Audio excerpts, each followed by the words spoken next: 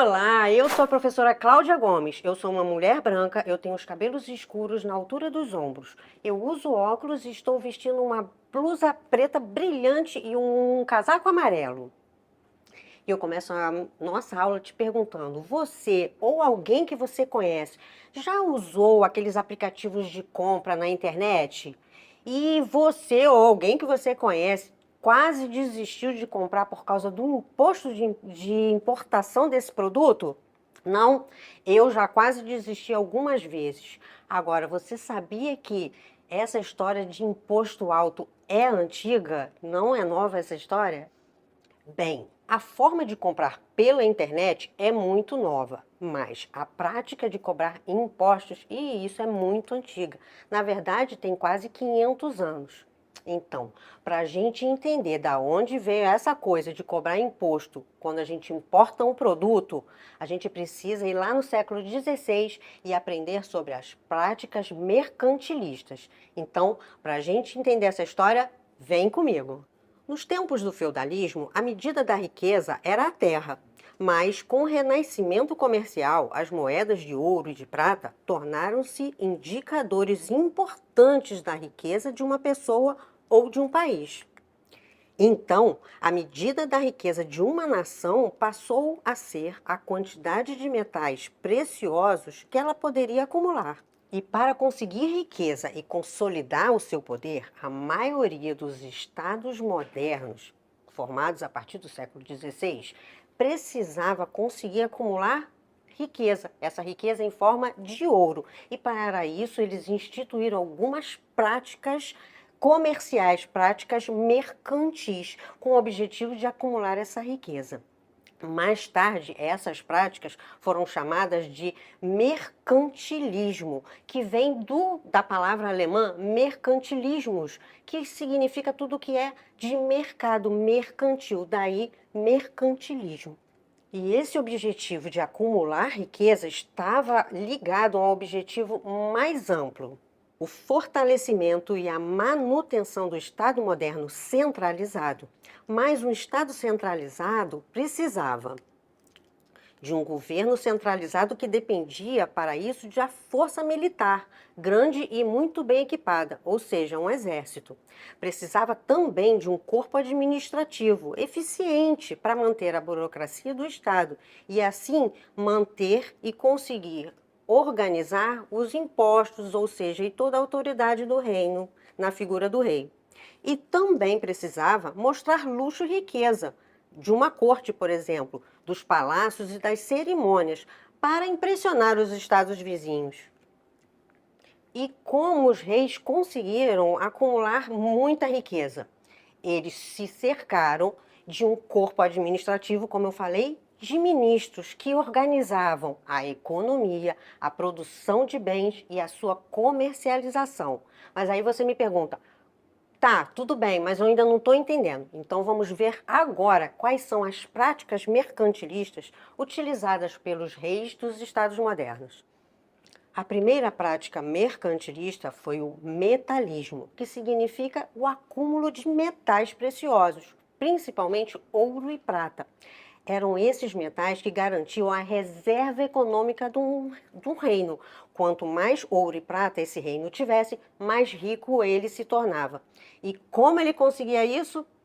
Os reis europeus procuraram formas de conseguir mais ouro, fosse através da extração desses metais, fosse indiretamente através da cobrança de taxas e impostos pagos em moedas de ouro e prata. O país europeu que mais se destacou nessa prática, nos séculos XVI e XVII, foi a Espanha. Os espanhóis haviam descoberto a existência de riquíssimas minas de ouro e prata nos territórios da América, continente que haviam encontrado em 1492. A ocupação e a exploração espanhola do Novo Mundo, como as Américas eram chamadas, aconteceu principalmente por causa da abundância desses metais preciosos. De acordo com o historiador Léo Huberman, de 1500 a 1520, a Casa da Moeda Espanhola produziu 45 toneladas de moedas de prata. Depois, novas minas foram encontradas e estima-se que no final do século XVI, entre 1580 e 1600, a Casa da Moeda Espanhola produziu cerca de 340 toneladas de prata. Mas nem todo esse metal extraído permanecia no reino espanhol. Primeiro, porque a coroa espanhola gastava muito para sustentar os exércitos que mantinha sob controle os dominados, principalmente nas colônias. E segundo, porque os reis espanhóis não investiram em manufaturas locais ou no comércio interno. Assim, a coroa espanhola, assim como a coroa portuguesa, gastou grande quantidade de ouro e prata para comprar produtos manufaturados, principalmente da Inglaterra. Outra prática mercantilista era a balança comercial favorável. E aí você me pergunta, que história é essa de balança, professora? Calma, vamos lá. Balança comercial é o termo usado na economia para falar das práticas comerciais de um país, quando ele importa ou exporta produtos. Mas vamos ver como é que isso funciona. Importação significa a entrada de bens produzidos em outros países. Por exemplo, quando a gente compra um tênis num aplicativo, por exemplo. A exportação significa a saída de produtos produzidos no nosso país. Por exemplo, quando o Brasil vende carne ou soja para outros países. Considerando que o principal objetivo da política mercantilista é o acúmulo de metais preciosos, os estados modernos intervinham no sentido de manter a balança comercial sempre favorável, isto é, estimulavam a exportação, a venda de produtos locais para o mercado externo e dificultavam a compra de bens de origem estrangeira para os seus habitantes, mantendo a quantidade de vendas, exportação, superior à das compras, importação, a balança favorecia ao acúmulo de riquezas. A França foi um dos países que mais estimulou a política da balança comercial favorável. Isso porque ela investiu através de incentivos à produção interna para abastecer o mercado interno, ou seja, as pessoas do próprio país, e o que sobrasse para a exportação. Essa política ficou conhecida como colbertismo. Isso porque o ministro do rei na época era Jean-Baptiste Colbert. E o Colbert fez isso oferecendo subsídios, como a isenção de impostos para as oficinas e manufaturas, empréstimos de dinheiro aos artesãos para a compra de equipamento e matéria-prima, e ainda mais o incentivo à educação para que pessoas fossem habilitadas a trabalhar nas manufaturas.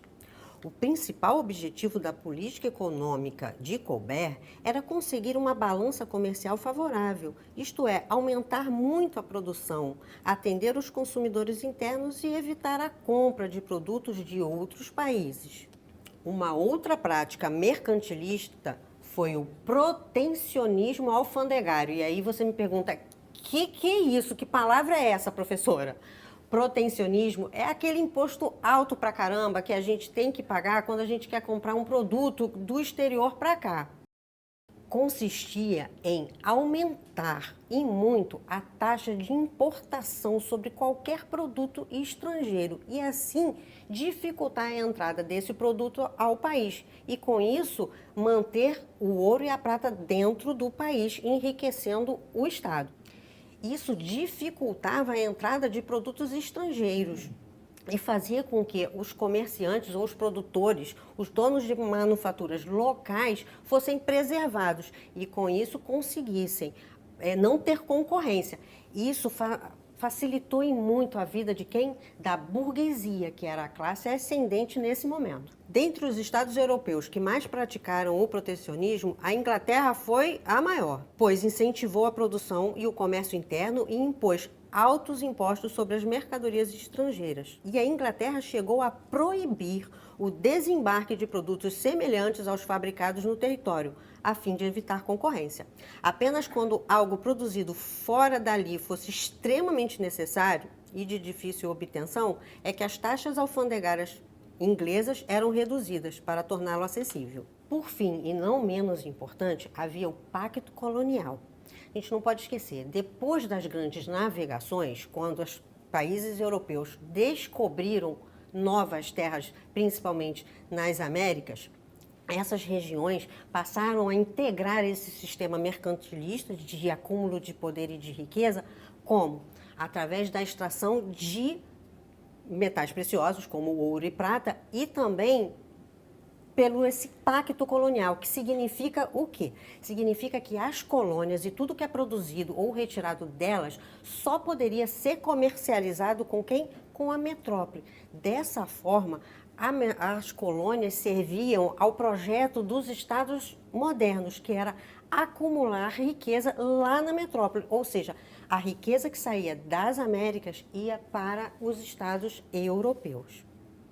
As relações comerciais estabelecidas entre as metrópoles, ou seja, os reinos que dominaram territórios fora da Europa, e as colônias, funcionava conforme um sistema conhecido como Pacto Colonial, que consistia nas trocas de produtos realizadas entre os estados europeus e as colônias, nas Américas, na África e na Ásia. Os europeus vendiam produtos manufaturados, artigos inexistentes na colônia, e mão de obra escravizada, a preços altíssimos, e compravam matéria-prima a preços muito baixos, principalmente das colônias americanas.